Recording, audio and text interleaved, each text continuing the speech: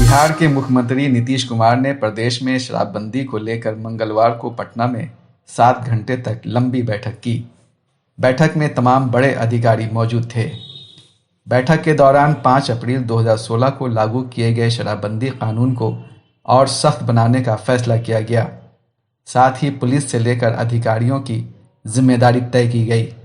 बैठक में लिए गए फैसले की जानकारी गृह सचिव चैतन्य प्रसाद और डीजीपी एसके सिंघल ने मीडिया को दी। बहुत ही महत्वपूर्ण निर्देश दिए गए हैं माननीय मुख्यमंत्री द्वारा और बिल्कुल कड़ी कार्रवाई करने का निर्देश दिया गया है। 11 बजे से 6 बजे तक ये बैठक चली और उसमें कुछ महत्वपूर्ण निर्देश जो दिए गए, सर्वप्रथम तो जिस थानों में कोई कार्रवाई नहीं की गई है उसको आइडेंटिफाई करके और यह स्टडी करना कि जब पूरे राज्य में कार्रवाई हो रही है तो पिछले 3-4 साल में कोई कार्रवाई जिस थानों पर नहीं हुई है तो उसको आइडेंटिफाई किया जाए और कार्रवाई किया जाए। जो बॉर्डर एरिया से जो जिस रूट से स्मगलिंग होता है शराब का उसको आइडेंटिफाई किया जाए, उसे प्लग किया जाए।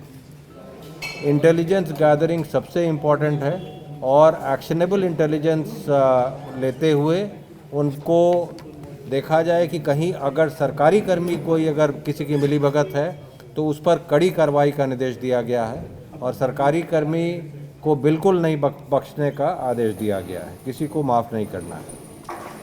रिकवरी का शिफ्टिंग अगर बॉर्डर डिस्ट्रिक्ट से अंदर के डिस्ट्रिक्ट्स में हो रहा है तो यह समझना है कि बॉर्डर डिस्ट्रिक्ट में क्यों नहीं हो रहा है।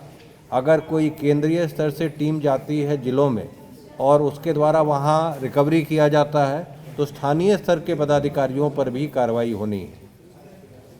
कॉल सेंटर के एफिशिएंसी पर विशेष बल दिया गया है। कॉल सेंटर पर जब कंप्लेन आता है तो उसको शॉर्ट रिस्पांस टाइम में रिस्पांस होना है और पब्लिक का जो आइडेंटिटी है वो डिस्क्लोज नहीं होना है ताकि कोई भी उस कॉल सेंटर पर कंप्लेन कर सके।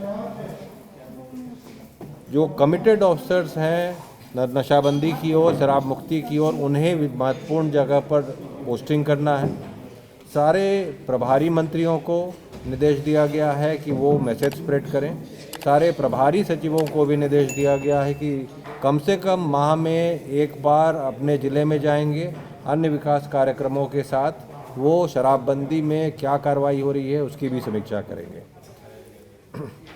प्रचार प्रसार पर विशेष बल दिया गया है। झारखंड, उत्तर प्रदेश, पश्चिम बंगाल से जो शराब आ रहे हैं उनको कैसे रोका जाए उस पर कार्रवाई करना है। मुख्यालय स्तर से जितने वरीय पुलिस पदाधिकारी हैं उनको भी निर्देश दिया गया है कि वो लगातार फील्ड में रहेंगे। सबसे पहले मैं बता दूं अबाउट इंक्वायरी एंड एक्शन जो लिया गया है सारे कर्मियों पर, उसमें पुलिस पर भी हुआ है, चौकीदार दफादार, होमगार्ड, सैप, एक्साइज सब पर, और जो विभागीय कार्रवाई 808 पर हुए हैं। प्राथमिकी कुल मिला के 400 हो चुके हैं, बर्खास्तगी 238, बृहद पनिशमेंट 259 और एसएचओ का जो बोला दीवार करने का 68 हुआ है। तो कार्रवाई सभी विभागों के सभी कर्मियों पर हो रहा है जो इसमें पाया गया है संलिप्त है। और जो आपने बताया इंसिडेंट का या कहीं पता चल रहा है, जहां पर इंसिडेंट हो रहा है पता चल रहा है, आपसे भी अनुरोध है अगर जानकारी मिले तो अपना आइडेंटिटी नहीं भी बताना है तो प्रोहिबिशन कॉल सेंटर पर बताया जाए। और लगातार रेड्स हो रहे हैं। अगर फिगर आप जानना चाहेंगे तो जिस गति से रिकवरीज हो रहे हैं, अरेस्टिंग हो रहे हैं, वो पूर्व में कभी नहीं हुआ है और ये गति हम लोग बढ़ाते जाएंगे और पूरी कड़ाई से कार्रवाई होगा।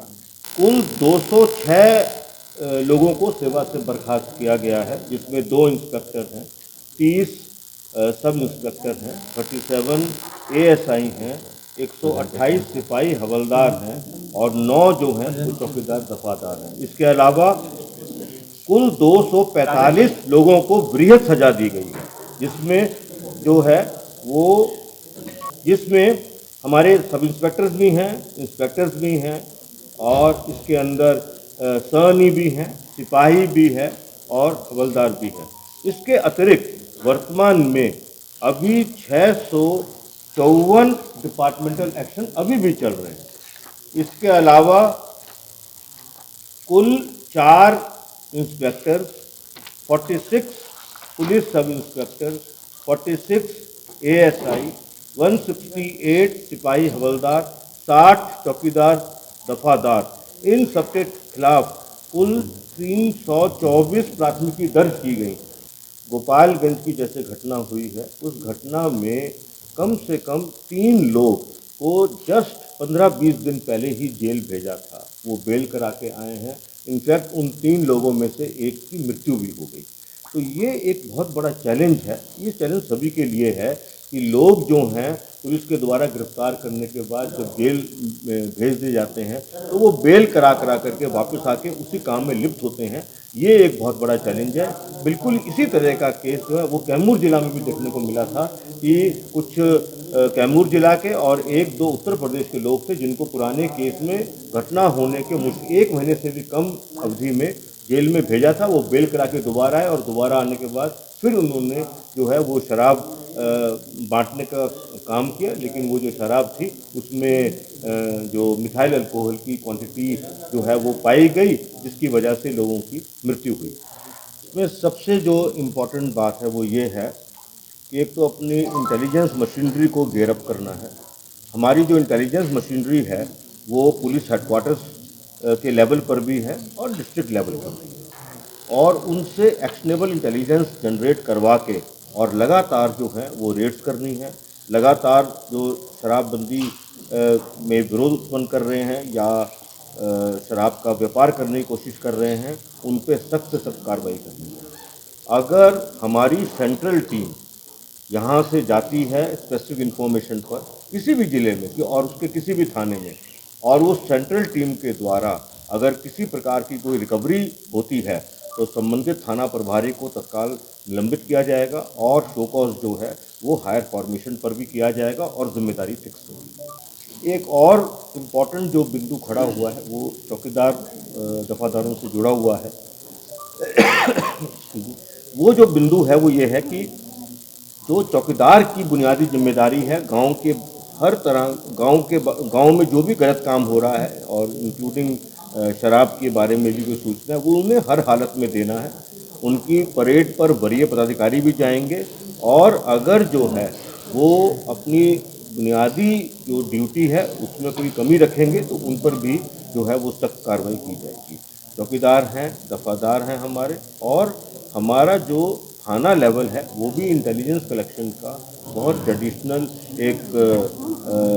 एक सोर्स रहता है। उनको भी उस काम में पूरी मदद करनी है और एक एलिमेंट ऑफ ट्रस्ट जो है वो चौकीदार, दफादार, थानेदार और वरीय पदाधिकारियों के बीच में ट्रस्ट और समन्वय स्थापित करना है। पब्लिक को अपने साथ रोप इन कर लेना है ताकि जिस प्रकार का सूचना, जैसे ही कोई सूचना मिले उसमें उनका नाम पूरा गुप्त रखते हुए और मजबूत से मजबूत कार्रवाई की जा सके।